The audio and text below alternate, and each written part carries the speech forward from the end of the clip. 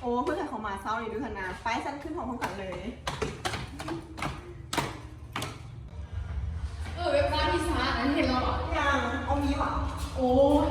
จะมีซิสโซอันนั้นแหละสบายดีจ้ะนั่งลงโบเฮียนทำยังไงใส่เรามาประกันภัยโอเคขั้นต่อมาค่ะจะมาเนาะเกี่ยวกับเรื่องการเงินเนาะพวกน้องบอกว่าการเงินนั้นมีต้นกำเนิดเราได้ใส่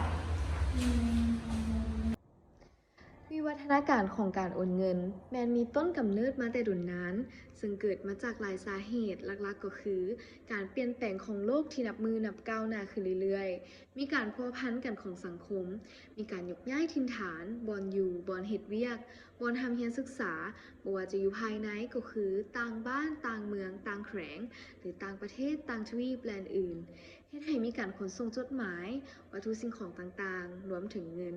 จากสถานที่หนึ่งไปอีกสถานที่หนึ่งโดยนำไส้บริการจากบริษัทขนส่งซึ่งสมัยก่อนแม่นนำไส้ไปรษณีย์ใช้ระยะเวลาในการขนส่งหลายเดือนและยิ่งอยู่ห่างไกลเท่าใดยิ่งซักซ่าเท่านั้นและอาจจะเสียหายระหว่างทางได้นำในปัจจุบันการโอนเงินแม่นมีการพัฒนา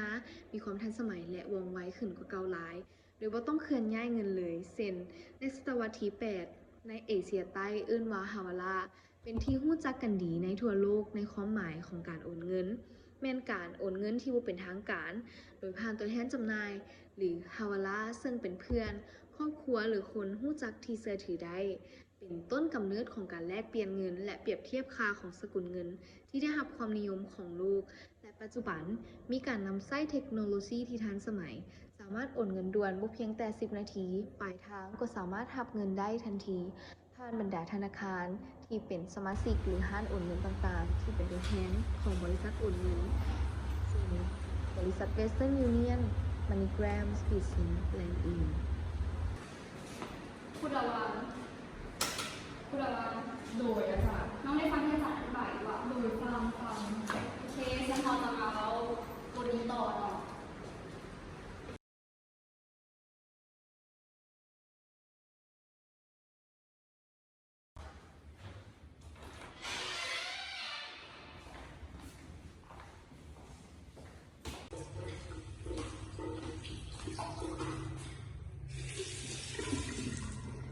เอ้าพูดแต่วันเปล่าอ๋อพอสู้หวาอ่านแล้ว อ๋อจืดได้แล้ว เดี๋ยวนี้มันเป็นอย่างมากคือดูดีมีนะ4 เทปไม่ได้ผลไว้ว่ะ เบาไปละแฟนยังมูมีซ้ำหัวมันได้ใส่ แล้วเดี๋ยวนี้เพิ่นไปเฮ็ดเรียกที่ใส่ อ๋อเดี๋ยวนี้เขาเฮ็ดบริษัทเกี่ยวกับพวกโอนเงินด่วนไปตามเฮ็ดประมาณนี้ก็พอได้ดีอยู่ได้ อ๋อที่เฮาเคยเฮ็ดน้ำกันแม่นบ่เพิ่นไปเฮ็ดแท้สิวะหั่น แม่น แล้วสมมุติถ้าเขาอยากสั่งตามนี่เขาต้องเฮ็ดจังได๋แม่ ว่ายากเลยสำหรับบุคคลที่ต้องการสร้างตั้งบริษัทโอนเงินด่วนต้องมีอายุ25 ปีขึ้นไปมีคุณสมบัติที่ดีบ่เคยต้องโทษในฐานะลักทรัพย์ฉ้อโกงหรือยักยอกทรัพย์มาก่อนต้องมีฐานะการเงินที่ดีเป็นที่ยอมรับจากประชาชนและองค์การปกครองท้องถิ่นประมาณนี้แหละ แล้วเขาต้องประกอบเอกสารจังได๋ เอกสารกับบ่ยากคือกันเพียงแต่ต้องมี 1. คำห้องขอสั่งตั้ง 2. เอกสารอนุญาตจากบริษัทผู้ตั้งหน้าให้สั่งตั้ง 3. บทวิพากษ์เศรษฐกิจและแผนการดำเนินการ5 ปีข้างทำอิฐ 4. สำเนาฐานะการเงินของผู้สั่งตั้ง หรือของบริษัทใน 3 ปีที่ผ่านมา 5. ชีวประวัติใบแจ้งโทษใบยั่งยืนคุณวุฒิและประสบการณ์ของผู้เสนอสั่งตั้ง 6. ใบยั่งยืนและรูปภาพที่ตั้งสำนักงาน 7. กฎระเบียบภายใน 8. สัญญาการเป็นตัวแทนฉบับภาษาลาวและภาษาอังกฤษ 9. ใบทองเงินค่าบริการการขอสั่งตั้งจากกลุ่มบริการจำนวน5 ล้านกีบถ้วนแต่ว่าปัจจุบันแม่นบ่ได้เก็บแต่จะเก็บค่าคุ้มครองประจำปีแทนเท่ากับอัตราของบริษัททรัพย์สินเสื่อมก็คือ 0.002% ของทรัพย์สินทั้งหมด 10. ประวัติย่อของบริษัทถ้าอยู่ในฐานะเป็นบริษัท 11. สำเนาทะเบียนวิสาหกิจถ้าในกรณีเป็นบริษัท 12. ทุนจดทะเบียนประมาณนี้ ซ้ำเขาขอเบอร์ติดต่อไปในโบเพื่อเขาอยากสั่งตามแล้วเขาจะได้เส้นหาคืน ใช่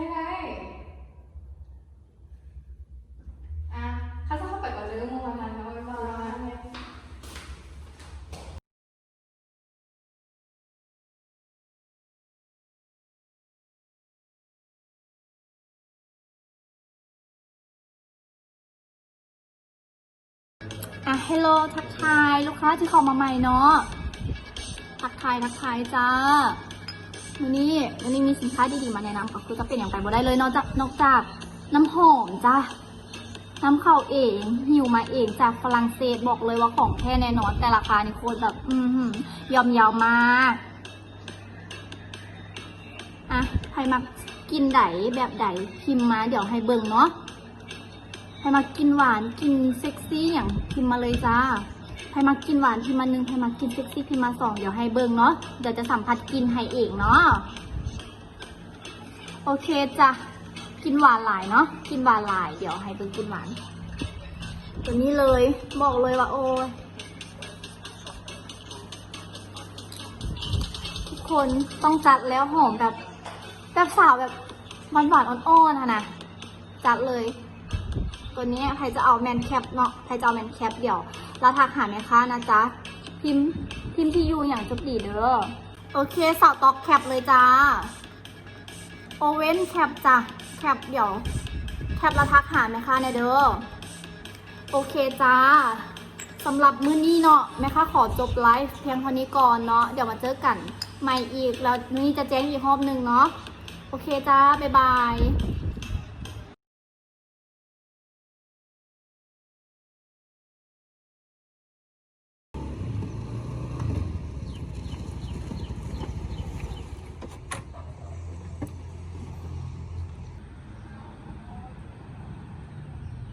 ฮัลโหลสบายดีลูกค้าห้องหน้าบ้านแล้วเด้อโอเคออกมาเลย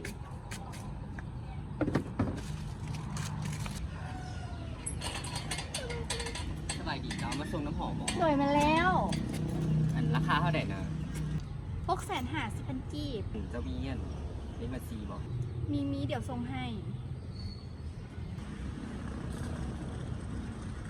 อันนี้บอก แมนแล้ว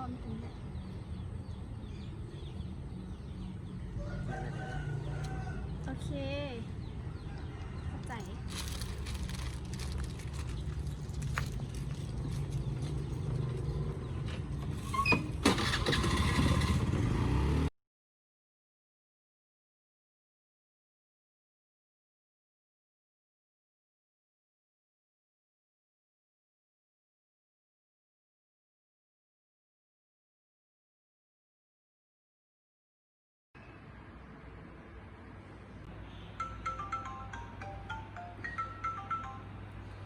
ฮัลโหล ฮัลโหล โซซิโคมาได้เนาะ ช่วงนี้ไอเรียกหลายเด้หาก็มีเวลาโทรหา ตั้งคือนะพวกบอกว่าคนคิดฮอด โอ้ย ขอโทษ มีอะไรได้ว่าหลังจากไอซีซื้อไปให้หลังเซาเครียดไอเด้อ ผิดก่อนจะได้ปะ ก็ได้เดี๋ยวมืออื่นไอซีโอนเงินไปให้เด้อแล้วไอซีส่งตัวเลขเข้าไปให้ โอเคสั้นเท่านี้เด้อไอไปเฮ็ดเรียกต่อก่อน โอเค บ๊ายบาย บ๊ายบาย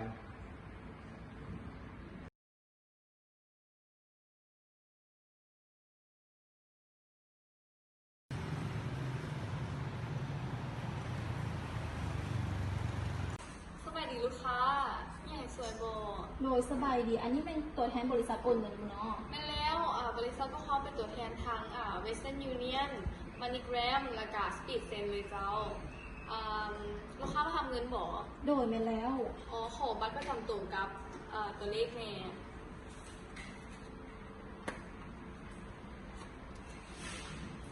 ต้องทำแบบนึงเด้อ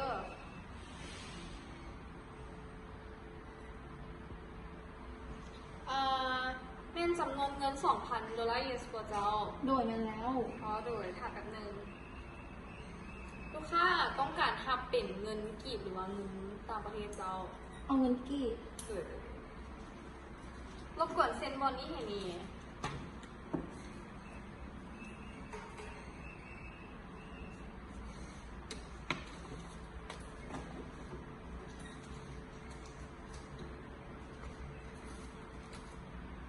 ขอบใจเจ้าโดยขอบใจ